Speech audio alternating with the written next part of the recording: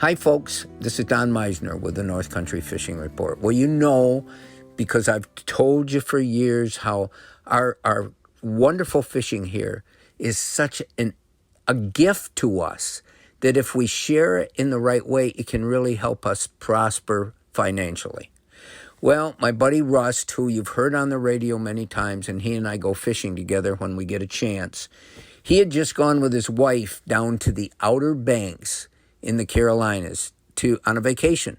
And they wanted to go to the beach. They hadn't really done this a lot. And he also told me before he went, he says, I want to fish down there. Do you have any ideas? And I said, well, I know the Outer Banks is famous. It must have a lot of good fishing. So Russ doesn't like to go out in the deep water, out in the ocean, and fish with big, heavy rods for those kind of fish. He likes fishing the shallows, the in-waters, similar to what we do up here when we go fishing for bass or pike. So here's the story.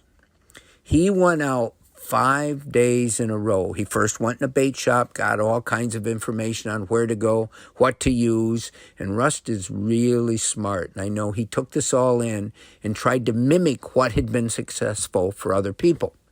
However, after days of going not without a fish, but without a strike, he said, I got to do something different.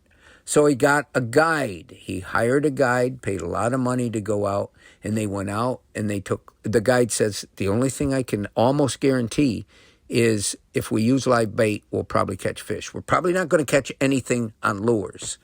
So Rust agreed. It isn't something he likes to do, but he agreed to do it.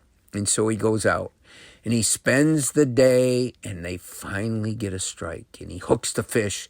And he said, he didn't hook it. He says, I want you to realize right now, when people say they catch a fish when they go on some of these fishing trips, to me, I didn't catch it. What I did was I took the rod after the guide had hooked the fish when it struck, handed me the rod and said, reel him in. So Russ started to reel and the fish started to fight. And it was a long battle. And Russ said, I did feel this was probably the heaviest fish I had ever hooked in my life. They get it almost in, and they see it, and it's a shark. And Russ said, "Okay, I've reeled in this big shark. It gave me some thrills, and then the shark turned and it ran, swam fast, and did whatever it did, and got into the motor and cut the line. So the shark was gone." Russ said, "I think the guide was happy." I think he was wondering, what the heck am I going to do with this shark if I bring it in the boat? Fortunately for him, he didn't have to worry about that any longer. Here's the story. Russ spent all this time down there. He said, I had this one experience. He said, catching one bass up our way is a greater thrill than that was for me. I'll always remember the power of that fish, he said, and that is a big deal. But he said, here the Outer Banks is this fishing destination that people from all over come to do. And he said, I watched hundreds of anglers over the days. I didn't see anybody catch any fish.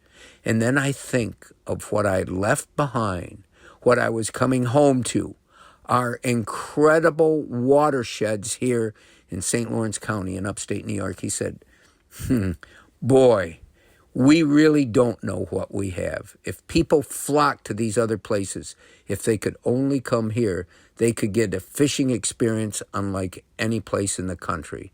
And I said, hear, hear. Russ, that is what I've been trying to say for years. It's what drives me to go on the radio, to do the TV shows I did.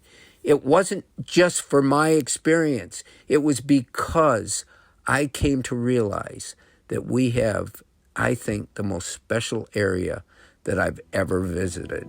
Until next time, folks, this is Don Meisner with the North Country Fishing Report.